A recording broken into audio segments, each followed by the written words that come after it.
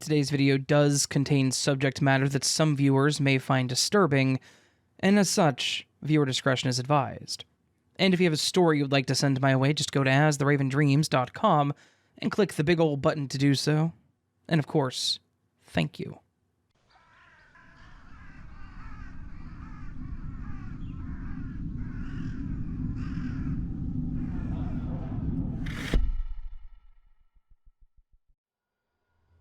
When I was a teenager, I think around 16 or so, my parents and myself were invited to a family reunion with my mom's side of the family.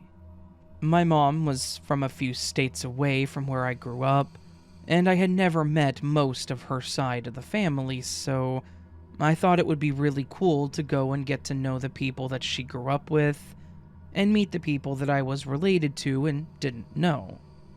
My father was, unfortunately, not able to get out of a work trip that they wanted him to go on, so it was just me and my mom that were going to be going to the reunion. I was still pretty excited though, and when it came time to go, I was anxious for the whole thing, but in a good way. We got to my mom's hometown and we were staying with her parents, my grandparents, for the whole weekend. I had met my grandparents and they were decent people, so that was a fine time overall. And the first day of the reunion was a blast. Everyone was kind, we all introduced ourselves to the family, and I got to know some really great people. Then, around midday, I was talking to my mother and my grandmother, and they both looked past me with a look of complete and total disgust. I obviously turned to see what they were so upset about, and all I saw was some older guy walking into the room with a big smile on his face. He quickly made his way over to the three of us, and he put his arms out to hug my mom, who quickly just patted him on the back and pulled away. He then went to hug my grandmother too, but she turned to walk away from the situation pretty much immediately.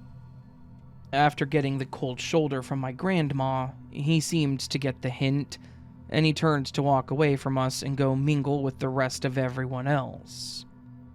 As soon as he walked away, I asked my mom what that was all about, and she told me that that man was actually her half-brother. At one point, my grandfather had had an affair with another woman, and they had a child from that affair. It was a rocky point in everyone's life, and it damn near split my grandparents up. But after a lot of rebuilding, they ended up getting back on track, and this man was that child. He was my mother's half-brother. I guess that this would technically make him my uncle. From what she said, he had done some really bad things, and he wasn't invited to the reunion because of his past. And they did not know why he was there. I left it at that because my mom didn't really seem to want to talk about what he had done. And, well, I respected that. But I told her to just do her best to ignore him and enjoy the time with family. She agreed and said that she would. The second day was a bit more of the same, though I had told my mom that I wanted to go out and get to know some of the other members of the family. She had introduced me to a lot of them on day one, but I wanted to socialize with them more and get to know them. She agreed, and she said that she was wanting to spend some time with my grandmother and her great aunt anyways. We agreed that we would meet back up at lunch, and we went off to do our own thing. About an hour into the whole thing, that man from the day before, my sketchy uncle, came up and asked me who I was. I was a bit reluctant to even talk to him, but I'm also not the type to do well in awkward situations. So I just quietly and reluctantly responded. I told him that my name was Cassie, and he then asked me who I was in the family. I stupidly told him that I was my mother's daughter, and his blank look changed to one that was beyond happy. He pushed his arms forward and pulled me into a hug, saying that he always wanted to meet me, and that I was such a lovely young lady. This hug was really weird to me because I wasn't really hugging him back, but he held me way too tight and way too long for it to be comfortable. As soon as he let go, he said that he was my uncle, Nicky, and he then asked me what I had heard about him from my mom.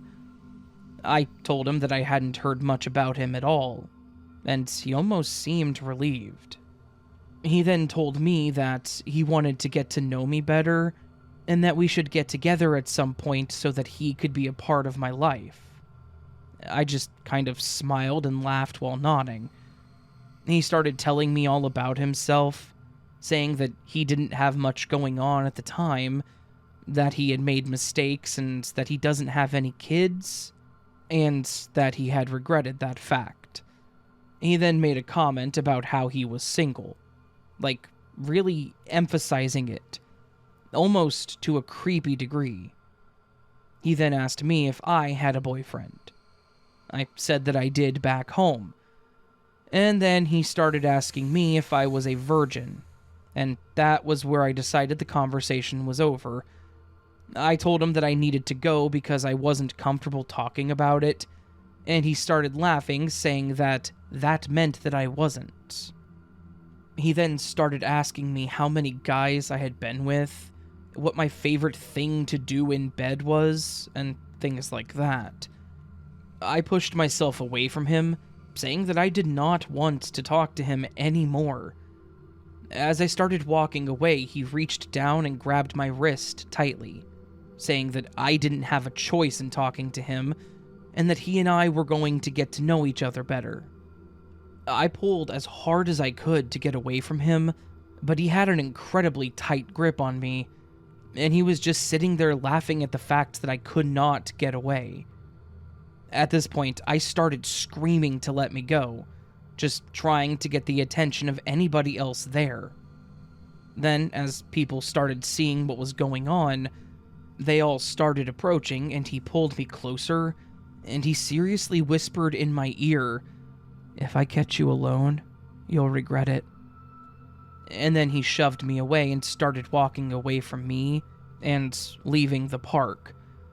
No one else could really see what was happening where we were beyond me screaming to let me go, so they didn't really do much to stop him from walking away. My mom came over when she realized that it was me screaming, and I told her what happened, and she told somebody to call the cops to try to stop him from getting away. They did call the cops, but by the time they got there, he was already gone, and they pretty much said that if he came back, we should call them immediately.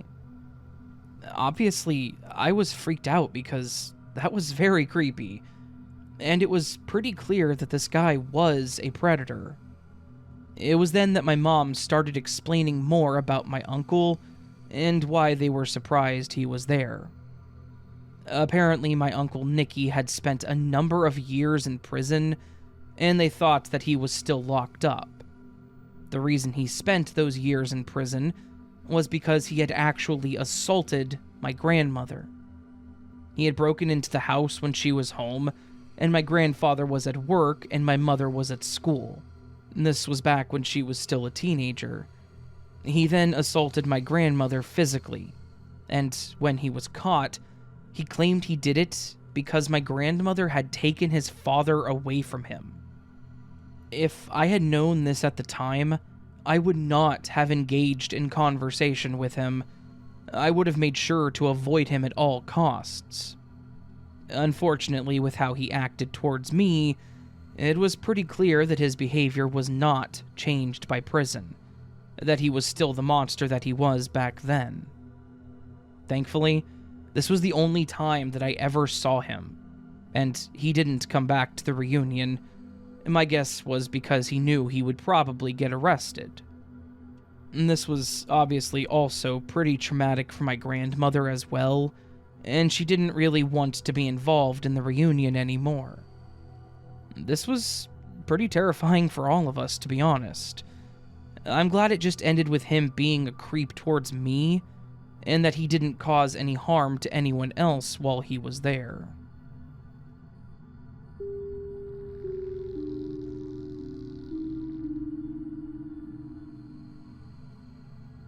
I have an interesting little story that happened to myself and my family during our Thanksgiving get-together in 2021. For some foundation to this story, my family has always been very close. We've typically always spent holidays together, and my grandmother has always been the pillar upon which our family connections were built. When my grandfather passed away unexpectedly in 2005, we all came together as a family to make sure that she had everything she needed, and it really brought us all closer together. From that moment on, the entire family made it a point to put the time aside to have a great get-together for pretty much every holiday.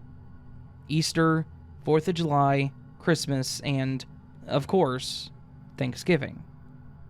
Even before my grandfather passed away, Thanksgiving was a day for my grandmother. She was the one that was all about preparing the meal, getting the tables set up for everyone, making sure everyone was well fed. It was her day to take care of the family, at her personal request for the most part.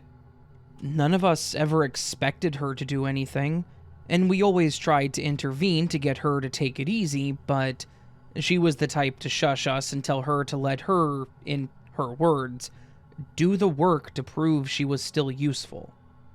None of us ever wanted to push her or question her. We just let her do what she wanted to do, and offered to help where we could. All of this is to say that my grandmother was very well loved, very well cherished, and that Thanksgiving was an important holiday for her and the family. In around June of 2021, my grandmother got really sick. I don't remember the exact diagnosis, but it was a form of cancer that she'd once had that had gone into remission. But it was attacking her again, and it seemed like it was hitting her a lot harder. Honestly, everyone was expecting the worst because of her age and how quickly she went from doing okay to being able to barely get out of bed. She knew what was going on, and she and I talked a lot about things while she was in bed. There was one conversation that we had about the rest of the year, and I had mentioned that Thanksgiving was going to be a sad day if she wasn't there. I want to add here that she was very accepting of the situation, and she was very open about her mortality, so while some people may see this as a strange comment, it was one that was very normal in this context. She looked at me with a very stern face and said, "No, Valerie, I will be at Thanksgiving." She said it with intense conviction that told me she was being dead serious. I smiled and agreed with her, just saying that I'd see her there and how much I was looking forward to it. Unfortunately, that was the last time that I got to see her alive, as she did succumb to her illness a couple of weeks later. Obviously, everyone was devastated, though we knew it was likely going to happen. We went through the normal mourning. We had a lovely service for her that was packed with my family, both close and extended, and the entire day was us all remembering her and talking about how much she was loved and was going to be missed. Fast forward to November of 2021, we were all trying to figure out what exactly we were going to do for the holiday. My aunt and uncle had inherited my grandmother's house when she passed, and they were living there, but we didn't really want to burden them with everyone showing up. Thankfully, they actually told everyone that they wanted to have Thanksgiving at the house, in a sort of way to honor my late grandmother. We all agreed. We made plans to have the day there at their house. I had actually had some photographs printed and framed for my aunt and uncle of my grandmother, and we put them in her room on her dresser. They had kept her room pretty much the way that she had left it. mostly because they didn't need the extra space yet, and it was just a nice way to still remember her. Dinner rolled around and we were all sat at the table, and before we ate, my aunt mentioned saying a few words for my grandmother in lieu of grace. Basically, a way for telling her how much she was loved and missed. A few minutes into this whole thing, and things kind of started feeling a bit odd. I'm not sure how to explain it beyond saying something like it felt like the room was full of static or electricity, or like there was just a lot of energy that had filled the room. When we finally got through the whole thing, I made a bit of a joke about how Grandma would tell us all to shush and stop talking her up like this. And as soon as I said that, the lights in the kitchen dimmed. I don't mean that they were slightly dimmed, I mean that they went to about half lit for nearly a full second. Honestly, I think we all knew what it was. My grandma was telling us that I was right, and that she didn't want any more of the sappy stuff. I laughed and just said, told you. The whole family chuckled, and we all moved on to eating our dinner. After we ate, and after most everyone had left, those of us that were still there were having a nice chat about how the year had gone, how much everyone had done that year, and our plans for the next. After a bit of talking, I got up to go to the restroom, and on my way back there, I noticed that the door to my grandmother's room was slightly opened, and the light was on. I went into the room and was honestly taken aback for a moment. When I opened the door, I swear that I saw my grandmother sitting on her bed, holding one of the photos that I had printed of her. Within that second, she was gone, but the picture was still lying on the bed. I know that some people could say that this was just a hallucination, that it wasn't really her, but I can't even begin to explain how real it was. She was really there, at least in spirit. And the fact that the picture was lying on the bed, which is not where it was placed originally, tells me all that I need to know. No one had gone into her room that night. I'm certain of it. So there's no way for that frame to have moved, much less halfway across the bedroom onto her bed. I know that this wasn't necessarily creepy, but it was heartwarming to me, and I really wanted to share it. Now that Thanksgiving is coming up again, and we've all agreed to have dinner at the house for another year, I'm curious if I'm going to see my grandmother once more, or if she's already passed on. Either way, she knows that she was loved, and that she is loved, and that she will always be missed by the family. And I like to believe that these two little events were her keeping her promise about being there for Thanksgiving, and letting us know that she will always be with us in spirit.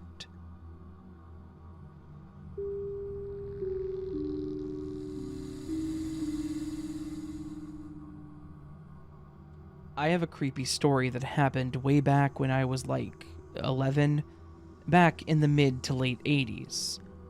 I want to start this story by saying that my Aunt Sherry was not mentally okay. She very clearly had a mental sickness that was never taken care of or addressed, and it's entirely likely that this was because of the time. Mental illness is taken very seriously now, but 30-ish years ago, people were basically just called crazy and locked away or ignored. It's a sad truth, but it is the truth. I know a lot of people back then that had their crazy family member that they all just didn't talk to. Anyways, as I said, my aunt had mental illnesses that were not addressed. And because of this, she was shunned by a lot of the family and excluded from most things that we did. I was only 10 at first, but I saw what they were doing, and it really did upset me that they treated her like this. Because of this, I tried to be as nice and talkative to her as I could when I saw her. Most of the time when I saw her, she was pretty normal. and we would have conversations about myself and what I was doing at school, which wasn't much, just being a kid. However, there were times where she would be having her issues, and she would start to tell me things that I didn't understand. There was one point where she told me that I needed to be cleansed because I was being inhabited by a demon. I remember that exact sentence because it was weird. I asked her how I would do that, and she told me to cut myself with a knife and drain the evil from my body. This was one of those moments where I did see that she wasn't all there, but I still didn't want to just avoid her because she had problems. Unfortunately, this leads to the event in question that this story is about. It was actually on the day of my 11th birthday party that this all happened.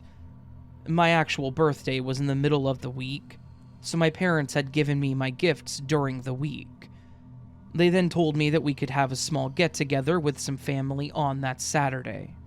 I, of course, asked if we could invite my Aunt Sherry. My mother was incredibly reluctant to agree to my request, but after I begged, she ended up saying that she would call her and ask her if she wanted to come. On the day of my gathering, a few of my family members did show up, including my cousins and my other aunt and uncle. And then, my Aunt Sherry finally showed up as well. I was over the moon that she was there. As soon as she got there, I started talking to her and asking her all about how she was doing, and she was asking me about school. It went pretty normal for a while. We chatted about everything, and then I decided I wanted to show her what I had gotten for my birthday. I brought her over to my room, and I showed her my new pet rabbit that my parents had just gotten for me. He was a cute little black and white rabbit, and he was incredibly friendly. I was able to take him out and show her while holding him, and she told me that he was the cutest rabbit that she had ever seen. I was so happy that she approved of him, and I loved him, so it was a great moment. After a few minutes of petting him and talking with Sherry, my mom called us into the living room saying that dinner was ready. I went ahead and put him back into the cage, and we went to go eat. Again, everything was normal during the dinner. We all chatted like normal, my aunt seemed calm and collected, which made me happy. And it was a great time. After we all ate, my mom said that we were going to do the cake in a few moments, and my Aunt Sherry asked if we could wait a moment while she went to the restroom. We all agreed. She walked away down the hall, and I sat there with a lot of anticipation. After about 10 or so minutes, my aunt still wasn't back yet, and we were all getting kind of impatient. Especially myself. My mom said that she would go check to see if Sherry was okay. I agreed, and we all just sat there and waited in silence. Then, that silence was broken by my mother screaming my aunt's name and the chaos that followed. My aunt came running out of the hallway into the living room where everyone was waiting, and she was covered in what looked like blood. She was screaming that she was sorry, that she didn't mean to do it, and that she only did it because she needed to remove the demons from my life. I'm sure that the situation that occurred is kind of obvious, but I'll go over it in basic details. Sherry went over to the restroom. She did what she needed to do, but then she had a random urge to go into my bedroom.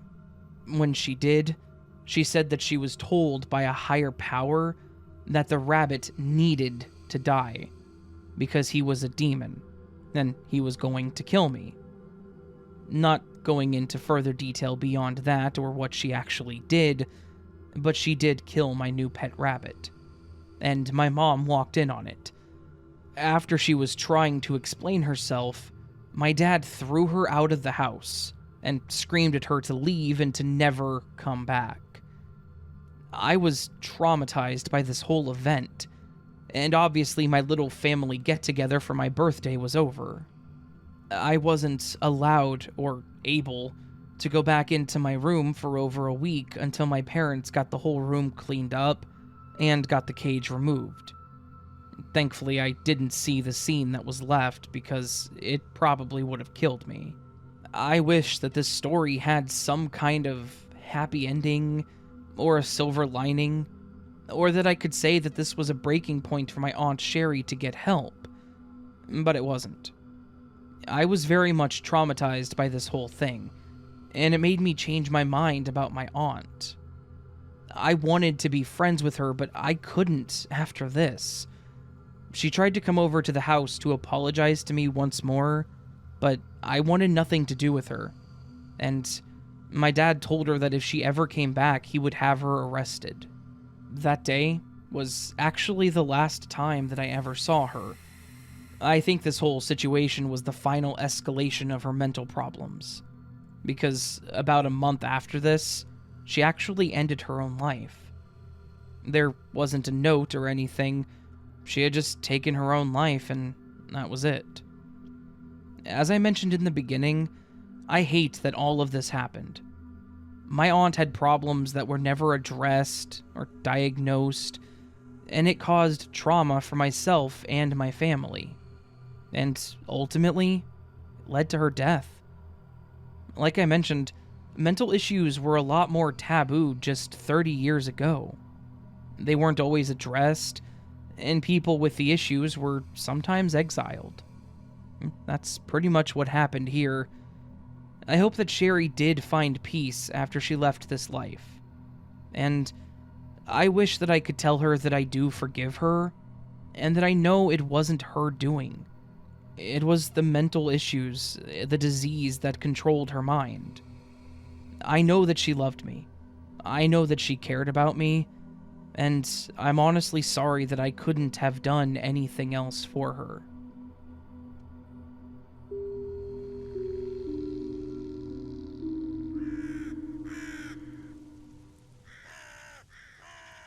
Hey there, friends. So that was today's video, which was a collection of family gathering stories. This was going to be a Thanksgiving stories video, but I kind of thought that expanding it to be just family gatherings was a better idea, and I think it's better for it, but that's my opinion. You may agree, you may not agree, I don't know. No. If you enjoyed the video, please consider hitting that thumbs up button. If you really liked the video and are new to the channel, consider subscribing. And if you would feel so bold, please consider leaving a comment down below, letting me know your plans for the Thanksgiving holiday if you have any, if you're in a place where this specific Thanksgiving is celebrated. I know other parts of the world celebrate their Thanksgivings on different days, different months. And this is American Thanksgiving, so, and that's where I am, so of course it's where I'm going to celebrate it, right? That just makes sense. But yeah. Leave me a comment down below. If you're not celebrating Thanksgiving, then just what you're doing this week, what your weekend plans are, etc. Yeah. So, I guess in order to wrap this video up, as this will be my last video before Thanksgiving, because Thanksgiving will be tomorrow, I want to let everybody know that I'm thankful for you. I am genuinely thankful for each and every single one of you that has ever supported this channel in any way, shape, or form.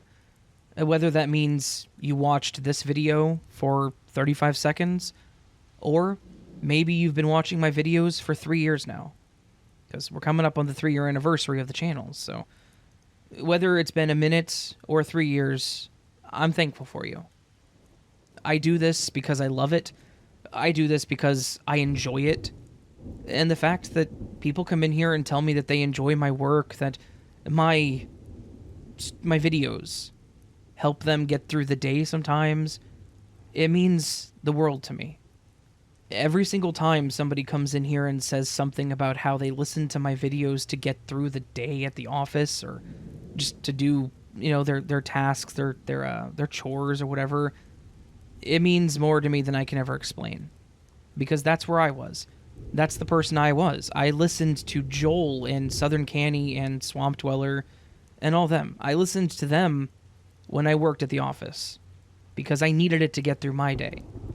So the fact that I'm on this end of this is something that it would be impossible to overstate how grateful for I am. I am beyond grateful that this is working and that you all still support me. So, again, thank you. Seriously, thank you to all of you. And of course, my friends, until I see you again, please sleep well.